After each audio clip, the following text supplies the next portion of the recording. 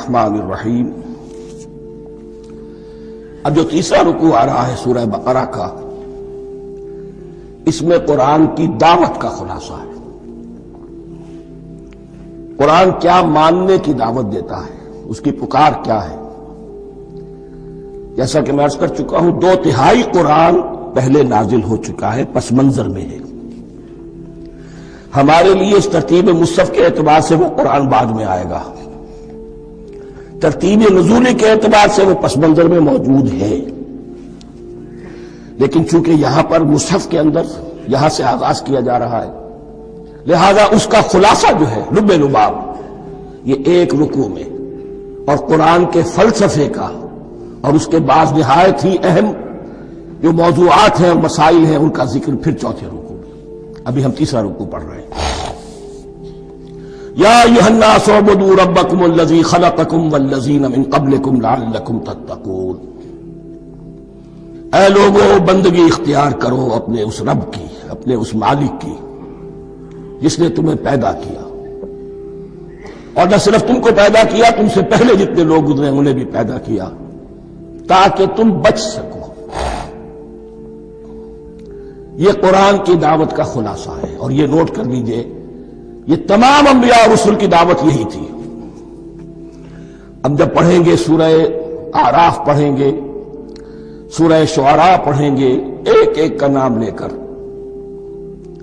ان اعبدوا اللہ واطیعون، ہر رسول کی دعوت یہ تھی، اللہ کی بندگی کرو، میری اطاعت کرو۔ یا قوم اعبدوا اللہ ما لکم من الہ غیرہ، اے میری قوم کے لوگوں، اللہ کی بندگی کرو، تمہارا کوئی الہ اور معبود اس کے سوا نہیں ہے۔ پھر حضور قرآن یہی عبادت رب انسان کی تخلیق کی غایت ہے۔ وما خلقت الجن والانس الا لیعبدون، ہم نے جنوں اور انسانوں کو پیدا ہی صرف اس لیے کیا ہے کہ ہماری بندگی کریں۔ لیکن یہاں ایک فرق بہت بڑا ہے، تمام رسولوں کی دعوت یہی ہے، محمد الرسول اللہ کی بھی یہی ہے، لیکن بڑا فرق کیا ہے؟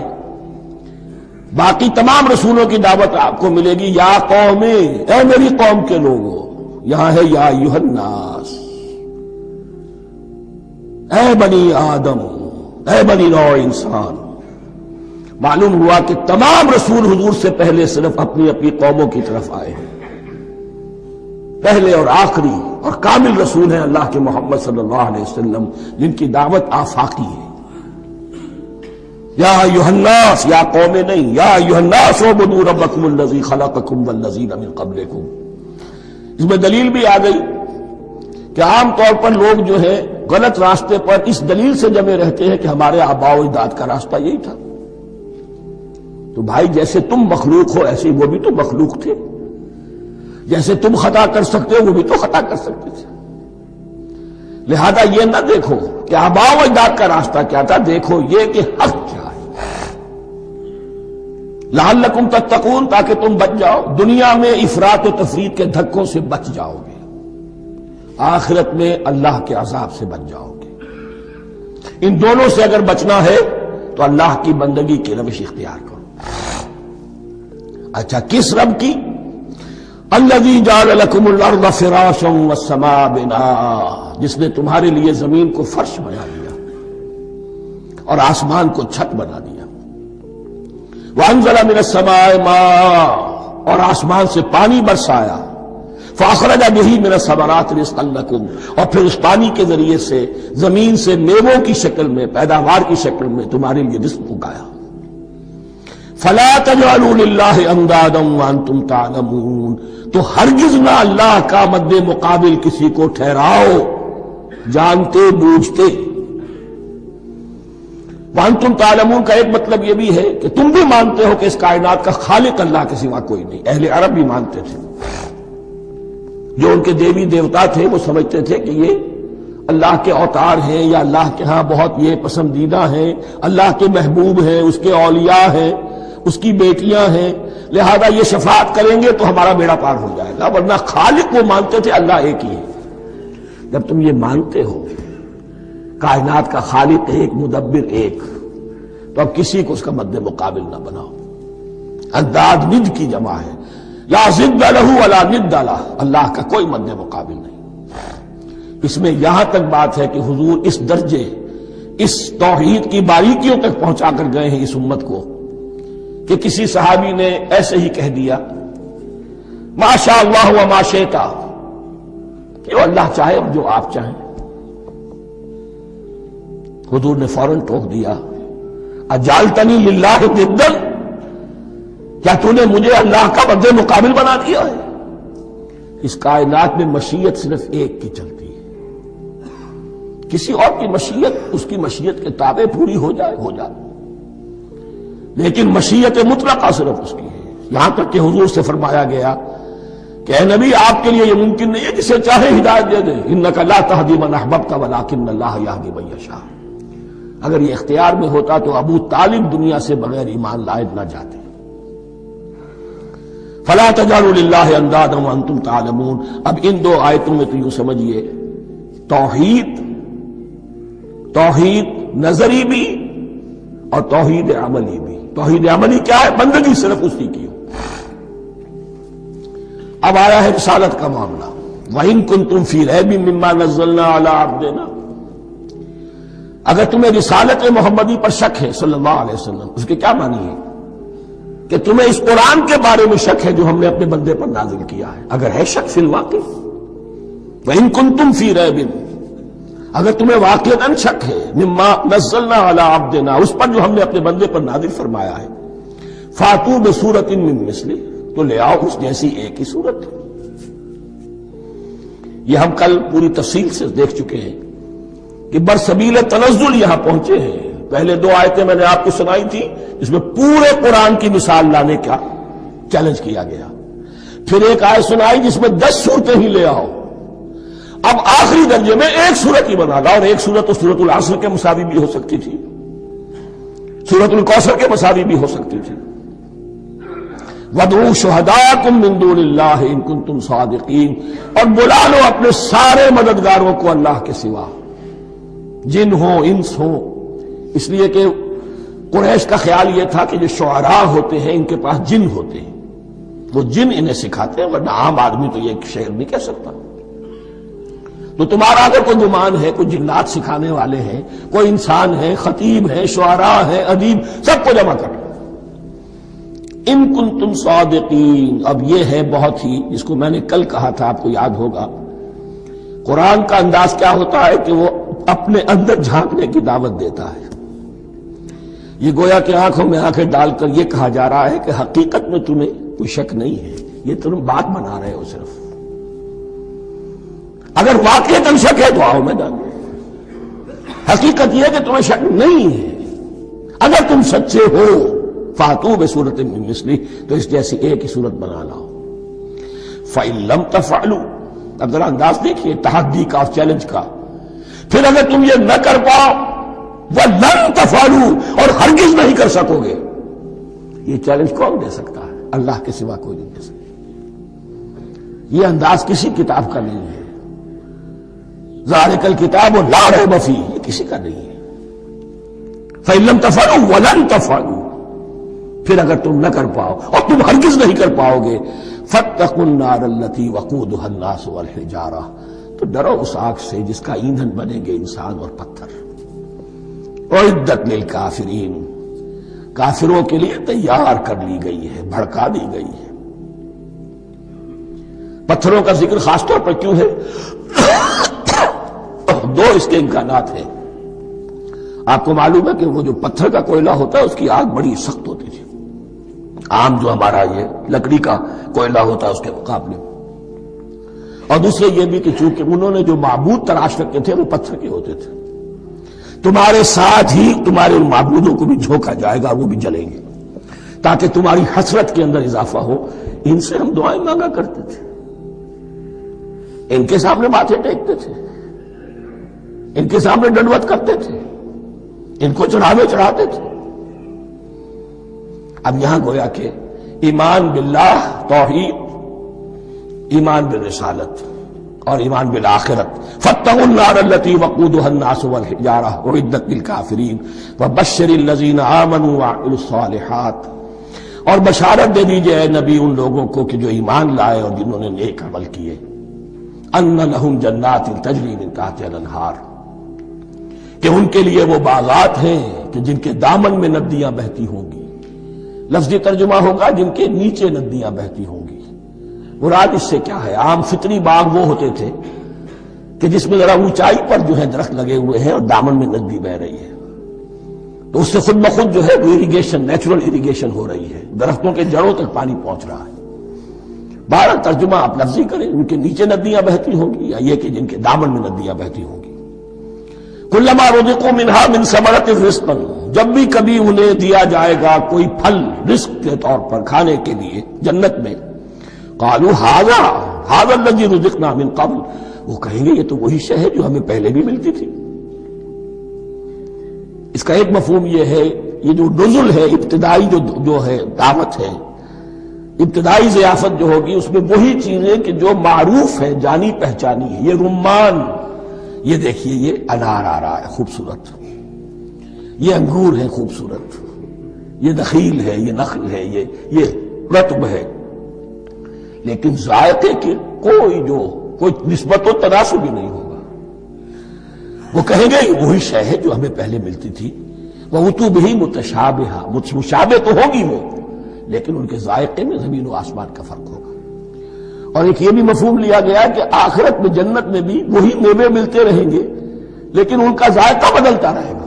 شکل وہ ہوگی لیکن ذائقہ وہی رہے گا کہ جس سے انسان کی پھر طبیعت بھر جاتی ہے ایک ہی شے کو کھاتے ہوئے. وَلَهُمْ فِيهَا أَزْوَاجٌ مُطَهَّرَةٌ، اور ان کے لیے ہوں گے اس میں بہت ہی پاک باز، نہایت پاک کی ہوئی بیویاں ہوں گی. أَزْوَاجٌ مُطَهَّرَةٌ وَهُمْ فِيهَا خَالِدُونَ، اور اس میں رہیں گے ہمیشہ ہمیشہ. یہ تو تین جو اصول ہیں دین کے دعوت ایمان، توحید اور رسالت اور معاد، ایمان باللہ، ایمان بالرسول، ایمان بالآخرہ. اب ذرا کچھ ضمنی مسائل ہیں کہ جو بعض کفار کی طرف سے، بعض معتزلین کی طرف سے پیش ہوتے تھے، وہ کبھی بھی اس چیلنج کا مقابلہ تو نہ کر سکے، میدان میں تو نہ آ سکے. یہ بالکل ایسی بات ہے جیسے کسی مصور کی تصویر پر اعتراض کرنے والے تو بہت تھے. جب کہا گیا کہ ذرا یہ لیجیے قلم، اس کو ٹھیک کر دیجیے، یہ برش آپ کے ہاتھ میں دیتا ہوں، اب سب پیچھے ہٹ گئے. تو کوئی صورت قرآن کے مقابلے میں لانا وہ تو ان کے لیے ممکن نہیں تھی، لیکن ادھر ادھر سے اعتراضات کرنے کے لیے جو زبانیں کھلتی تھی ان میں سے ایک اعتراض نقل کیا جا رہا ہے. وہ یہ تھا کہ وہ کہتے تھے کہ قرآن مجید میں مکھی کی تشبیہ آئی ہے، یہ تو بڑی حقیر سی شے ہے. اعلیٰ کلام ہو اور اعلیٰ متکلم ہو، ایسی حقیر چیزوں کا تذکرہ نہیں کرتا. بیت العنکبوت، مکڑی کا بھی ذکر ہے قرآن میں، اتنی حقیر شے کا، یہ کوئی اعلیٰ کلام نہیں. اس کا جواب دیا جا رہا ہے کہ اصل میں کہیں تشبیہ بیان کرنی ہے، تمثیل بیان کرنی ہے، تو دیکھنا یہ کہ جس شے کے لیے تشبیہ دی جا رہی ہے اس کی مناسبت والی شے ہو. شے کوئی بہت حقیر ہے تو کسی عظمت والی شے سے آخر کیسے تشبیہ دی جائے گی؟ وہ تو کسی حقیر شے سے ہی تشبیہ دی جائے گی، تو جو اصل مقصد ہے تشبیہ کا وہ پورا ہوگا. ان اللہ لا یستحیی ان یضرب مثلا ما بعوضۃ فما فوقہا، اللہ تعالیٰ کو تو اس میں کوئی جھجک نہیں ہے، کوئی شرم نہیں ہے کہ وہ مچھر کی مثال بیان کرے.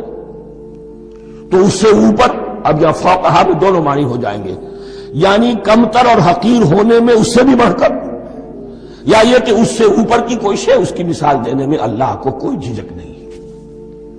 اس لیے کہ مکھی بھی بہرحال مچھر سے تو ذرا بڑی شے ہے. اس معنی میں بھی ہو سکتا ہے فوقہا، اور فوقہا اس معنی میں بھی کہ اس سے بھی حقیر ہونے میں اس سے بھی بڑھ کر.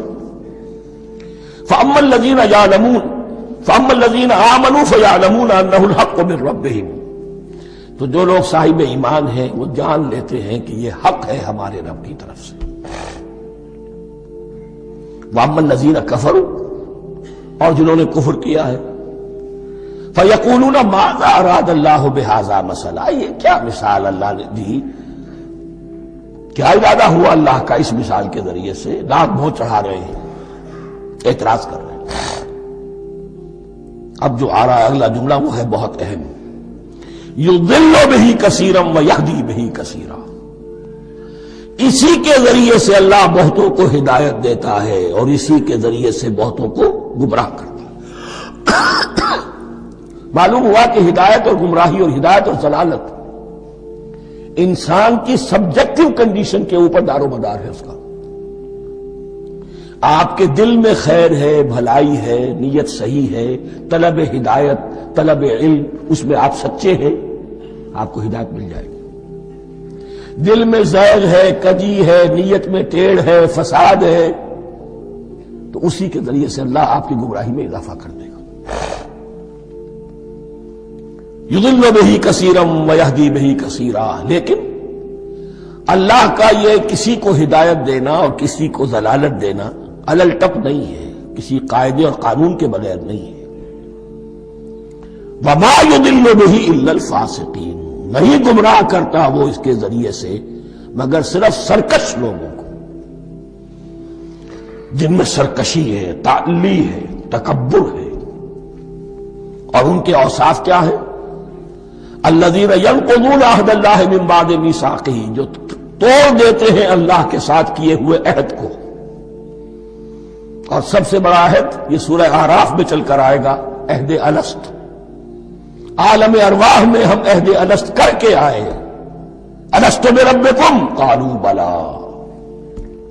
کیا میں ہی نہیں ہوں تمہارا رب؟ تمام ارواح نے، میں بھی تھا، آپ بھی تھے، سب تھے، کل انسان. جتنے انسان دنیا میں آج تک آ چکے ہیں وہ بھی تھے، اور جو آنے ہیں ابھی قیامت تک وہ بھی تھے. لیکن تھے صرف ارواح کی شکل میں، جسم نہیں تھے.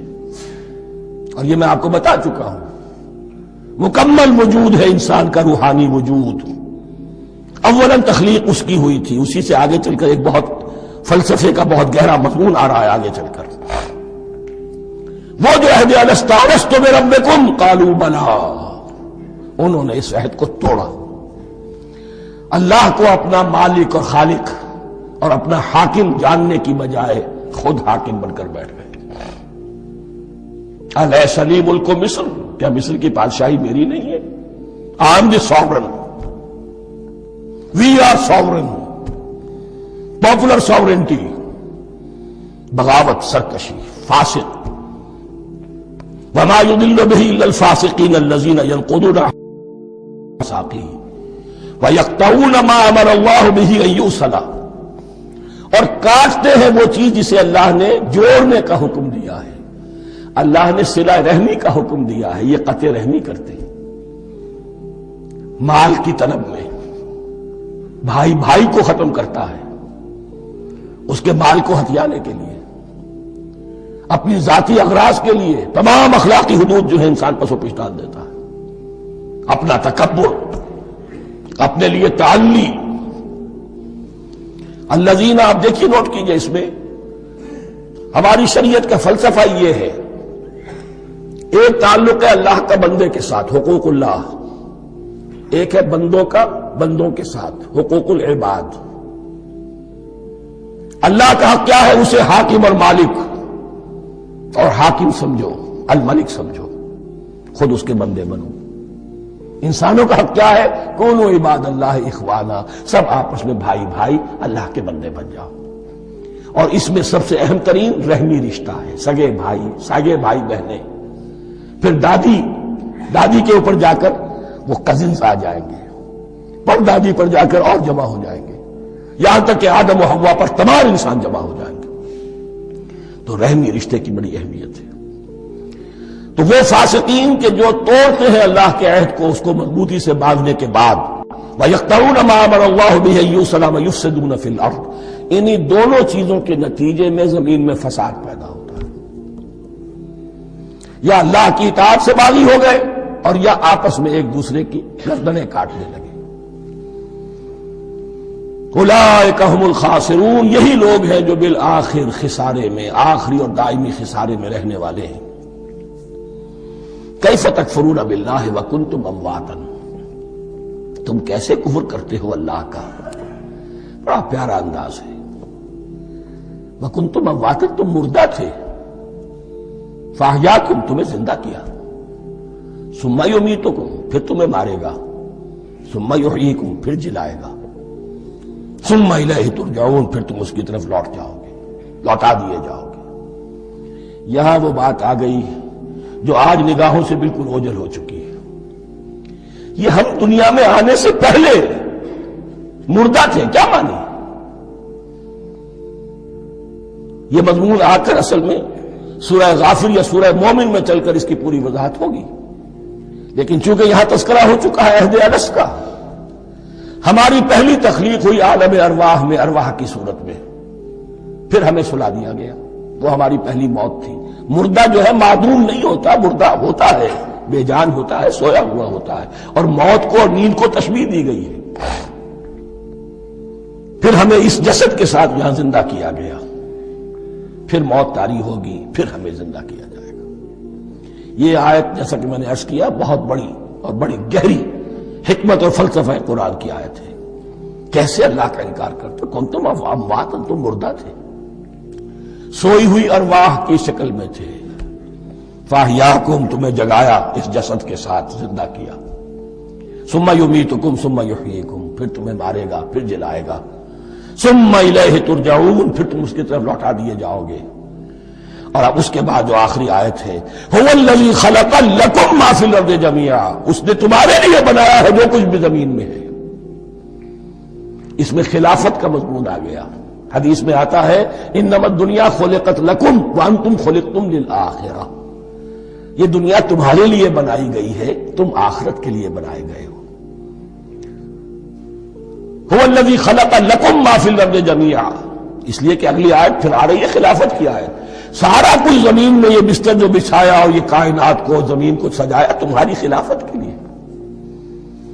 ثم استوى الى السماء فسواهن سبع سماوات، پھر وہ متوجہ ہوا آسمانوں کی طرف اور انہیں 7 آسمانوں کی شکل میں بنا دیا۔ جیسا کہ میں کل عرض کر چکا ہوں، یہ تاحال ابھی یہ آیات متشابہات میں سے ہے۔ 7 آسمانوں کی کیا حقیقت ہے ہم اس سے ابھی پورے طور سے واقف نہیں۔ وَهُوَ بِكُلِّ شَيْءٍ عَلِيمٌ، اور اسے ہر شے کا علم حقیقی حاصل ہے۔ وَإِذْ قَالَ رَبُّكَ لِلْمَلَائِكَةِ إِنِّي جَاعِلٌ فِي الْأَرْضِ خَلِيفَةً قالوا وتجعل فيها من يفسد فيها ويسفك الدماء ونحن نسبح بحمدك ونقدس لك قال إني أعلم ما لا تعلمون صدق الله العظيم رب اشرح لي صدري ويسر لي أمري واحلل عقدة من لساني يفقهوا قولي۔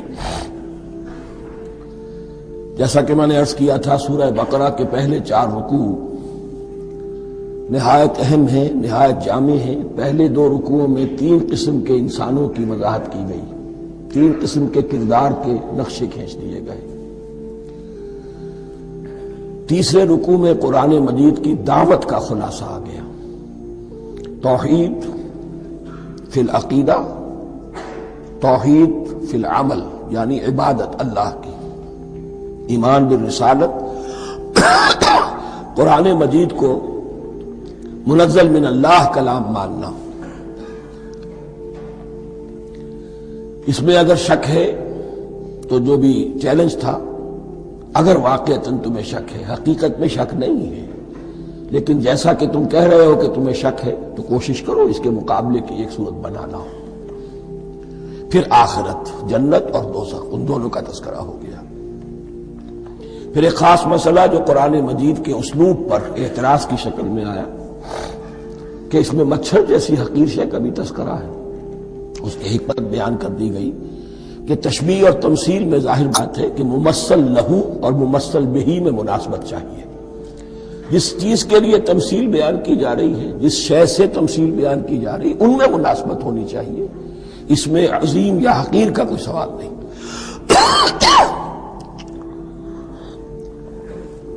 پھر یہ بات کہ جن لوگوں کے دلوں میں زیغ ہے، کجی ہے، وہ اس قرآن سے بھی ان کی ضلالت میں، گمراہی میں اضافہ ہوگا۔ جو لوگ طالب حق ہیں ان کو یہ قرآن مجید ہدایت دے گا، اور کن کو اللہ گمراہ کرتا ہے؟ جو سرکش ہے، جو نمبر 1 اللہ سے جو عہد کر کے دنیا میں آئے تھے اس کی خلاف ورزی کر رہے ہیں اور صلہ رحمی کے بجائے قطع رحمی کرتے ہیں۔ اس کے بعد ایک بہت اہم فلسفیانہ بات آ گئی، اور اسی کے ضمن میں نے اصل میں یہ ساری بات دہرائی ہے میں نے کہا تھا کہ یہ بات واضح ہوگی آگے جا کر سورہ غافر میں. پھر ذہن میں لائیے کہ جب یہ سورت نازل ہوئی ہے سورہ غافر نازل ہو چکی تھی، لہذا یہاں اجمالی تذکرہ ہے، وہاں تفصیلی تذکرہ ہے. اہل جہنم کا قول نقل ہوا ہے، ربنا امتنا اثنتین واحییتنا اثنتین فاعترفنا بذنوبنا فہل الی خروج من سبیل. اے اللہ تو نے 2 مرتبہ ہم پر موت وارد کی، 2 مرتبہ ہمیں زندہ کیا، اب ہم نے اپنے قصور تسلیم کر لیے، تو اب یہاں سے بھی کوئی اور مرحلہ ہے یا نہیں، یہاں سے نکلنے کا بھی کوئی راستہ ہے یا نہیں. اس سے حقیقت یہ واضح ہوئی انسان کی تخلیق اول ہوئی عالم ارواح میں، صرف ارواح کی حیثیت سے، اور حدیث میں آتا ہے الارواح جنود مجندہ، لشکروں کی شکل تمام انسان.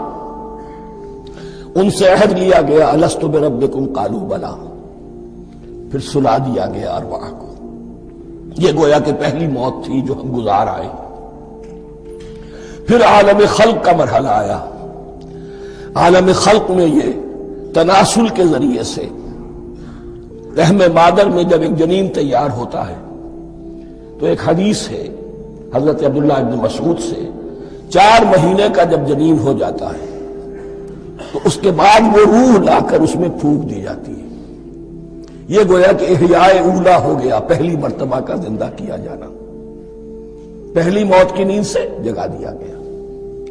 اے تازہ واردان بساط ہوائے دل، اب ہم اس دنیا میں اس جسد کے ساتھ زندہ ہوئے.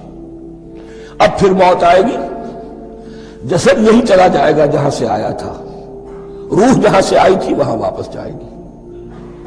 ثم یمیتکم ثم یحییکم ثم الیہ ترجعون، پھر تمہیں اللہ کی طرف لوٹا دیا جائے گا. یہ ہے بہت گہرا نقطہ فلسفہ دین کا. اس کے بعد مضمون شروع ہو رہا ہے خلافت کا، جس کا اجمالی جو ہے تذکرہ 3 رکوع کی آخری آیت میں آ گیا. هو الذی خلق لکم ما فی الارض جمیعا، زمین میں جو کچھ ہے اے انسانوں تمہارے لیے پیدا کیا گیا. اسی کے ساتھ جڑتا ہوا مضمون اب خلافت کا آ رہا ہے. وَإِذْ قَالَ رَبُّكَ لِلْمَلَائِكَةِ إِنِّي جَاعِلٌ فِي الْأَرْضِ خَلِيفَةً، اور یاد کرو جب کہ کہا تھا تمہارے رب نے فرشتوں سے میں بنانے والا ہوں زمین میں ایک خلیفہ.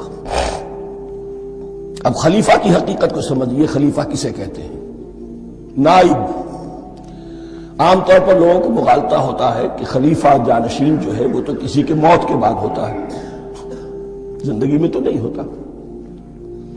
لیکن یہاں اصل میں ہمارے لیے بہت آسان ہے. انسان کی جو اصل حقیقت ہے اس دنیا میں، اس کو سمجھنے کے لیے یوں سمجھیے کہ ہم آج سے 50 سال پہلے انگریز کے غلام تھے. ہمارا بادشاہ یا ملکہ انگلستان میں تھا یا تھی. دہلی میں وائس رائے ہوتا تھا. وائس رائے کا کام کیا ہے؟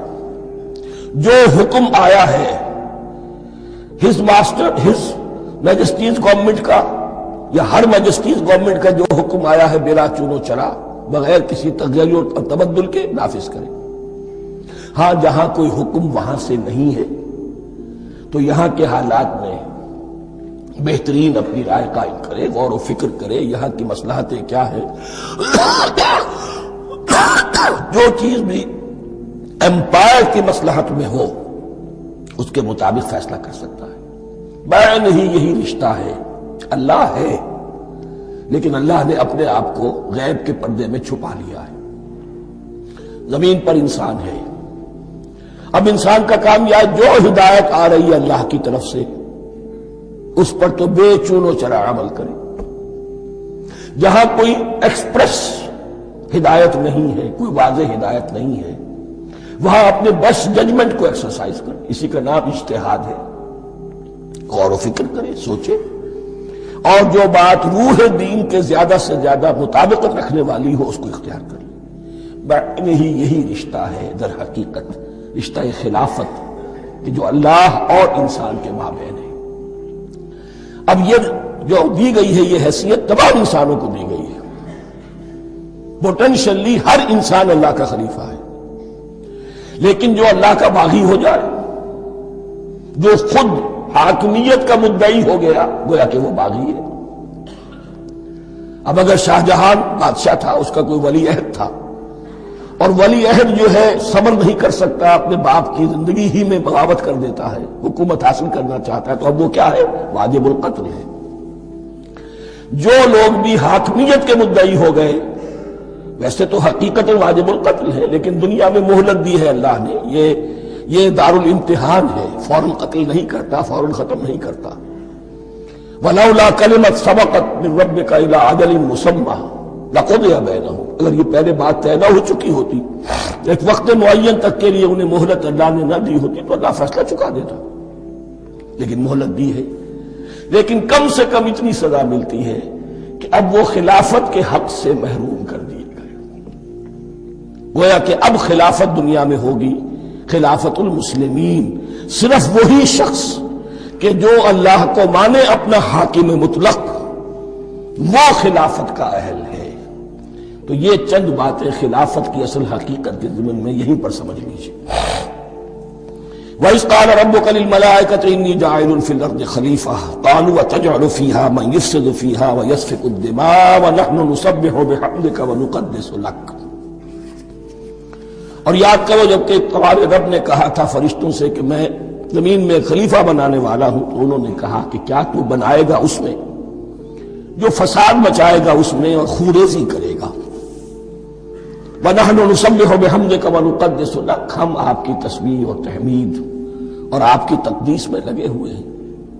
قَالَ إِنِّي أَعْلَمُ مَا لَا تَعْلَمُونَ، فرمایا میں جانتا ہوں جو تم نہیں جانتے۔ اب یہاں سوال پیدا ہوتا ہے کہ فرشتوں کو یہ گمان کیسے ہوا، یا یہ خیال کیسے ہوا؟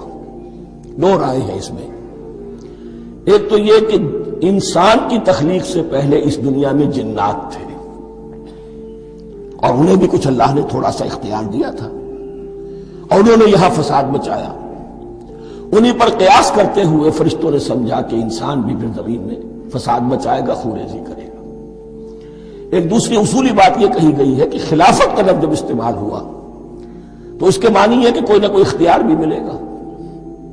جنات کے بارے میں خلافت کا لفظ کہیں نہیں آیا، انسان کے بارے میں آ رہا ہے۔ خلیفہ بالکل بے اختیار نہیں ہوتا، جیسا کہ میں نے عرض کیا، جہاں واضح حکم ہے تو اس کی تو تنفیذ، یہاں نہیں ہے وہاں اپنی رائے سے جتنا بھی بہتر سے بہتر سوچ سکتا ہو انسان رائے قائم کرے۔ یہ اختیار جو ہے، ظاہر بات ہے جہاں اختیار ہوگا صحیح استعمال ہونے کا بھی امکان ہے، غلط استعمال ہونے کا بھی امکان ہے۔ اختیار تو بلکہ یہ کہ آپ کا پولیٹیکل سائنس کا تو ایکسیم یہ ہے، authority turns to corrupt and absolute authority corrupts absolutely۔ تو ٹینڈنسی کرپشن کی ہوتی ہے اختیار کے اندر، اس بنا پر انہوں نے قیاس کیا کہ اس میں فساد ہوگا، خوریزی ہوگی۔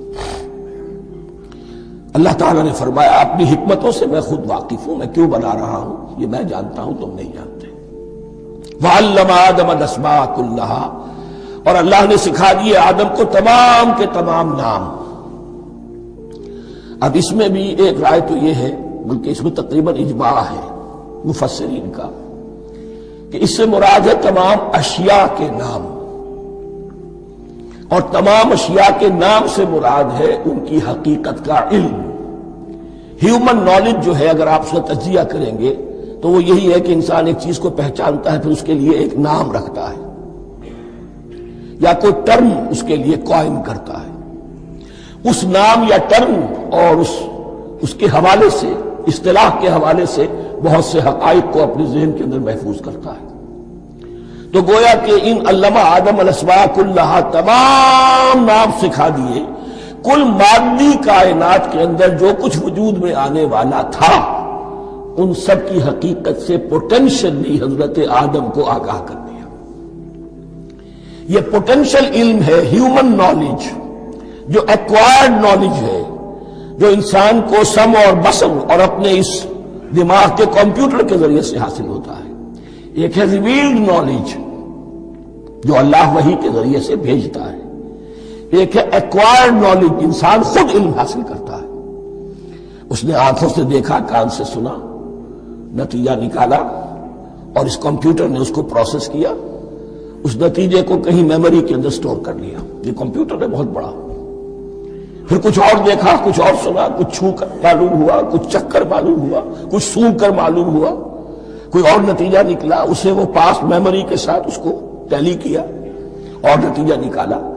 اس طرح رفتہ رفتہ ان السمع والبصر والفؤاد کل اولئک کان عنہ مسئولا، یہ ایکوائرڈ نالج تین چیزوں سے انسان کو حاصل ہو رہا ہے، سماعت، بصارت اور یہ عقل، جو فائدہ اخذ کرتی ہے، جو اس کو پروسیس کرتی ہے، اس تمام جو سینس ڈیٹا اس کو مہیا ہوتا ہے سینس آرگنز کے ذریعے سے۔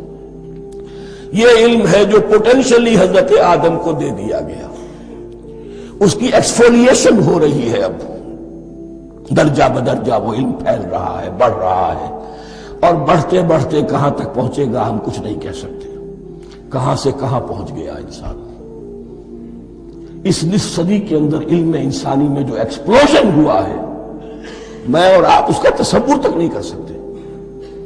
اکثر بڑے بڑے جو سائنسدان ہیں انہیں تصور نہیں ہے، اس لیے کہ ایک شخص اپنی لائن فزکس کے بارے میں جانتا ہے کیا کچھ ہو گیا، یا فزکس کی بھی کسی شاخ کے بارے میں جانتا ہے، باقی دوسری جو لائن ہے اسے کچھ پتہ نہیں۔ اسپیشلائزیشن کا دور ہے، لہذا جو ایکسپلوژن کہا جائے، دھماکہ ہوا ہے علم کا، اس کا کوئی اندازہ نہیں ہے ہمارے پاس، اور کس تیزی کے ساتھ وہ چیز آگے بڑھ رہی ہے، کس تیزی کے ساتھ ایک چیز آج جو ایجاد ہوئی چند دنوں کے اندر اندر اس کے بعد اس کا نیا کوئی ورژن آ جاتا ہے اور یہ چیز جو ہے آبسولیٹ ہو جاتی ہے۔ کمیونیکیشن کے اندر جو انقلاب عظیم برپا ہوا ہے، تو آپ یہ سمجھیے کہ اقبال نے جو شعر کبھی کہا تھا کہ عروج آدم خاکی سے انجم سہنے جاتے ہیں کہ یہ ٹوٹا ہوا تارا مہ کامل نہ بن جائے، اور یہ مہ کامل بنے گا کب؟ جب دجال کی شکل اختیار کرے گا۔ دجال کون ہوگا؟ جو ان تمام قواعد طبیعہ کے اوپر قابو پا لے گا، جب چاہے گا جہاں چاہے گا بارش برسائے گا، رزق کے تمام خزانے اپنے ہاتھ میں لے لے گا، جو اس کے اوپر ایمان لائے گا اسی کو ملے گا، کسی اور کو نہیں ملے گا، اس کی آواز پوری دنیا میں سنائی دے گی، وہ چند دنوں کے اندر پوری دنیا کا چکر لگا لے گا۔ یہ ساری چیزیں جو حدیث میں دجال کے بارے میں آئی ہیں، وہ اسی علم آدم، ایکوائرڈ نالج کے اس حد کو پہنچ جانا کہ وہ ٹوٹل مسٹریز نیچر کی جو ہے وہ اس پر منکشف ہو جائے، اور ان قواعد طبیعہ کو وہ ہارنس کر لے، قابو میں لے آئے اور انہیں استعمال کرے۔ کبھی جب ہمارے کسی بہت 200-300ویں کوئی پیڑھی میں کوئی ہمارے جد امجد ہوں گے جنہوں نے کوئی چٹان دیکھی کہ گری، پتھر پر پتھر ٹکرایا تو آگ، اس میں سے شعلہ نکلا، اس کا یہ مشاہدہ کافی ہو گیا آگ پیدا کرنے کے لیے۔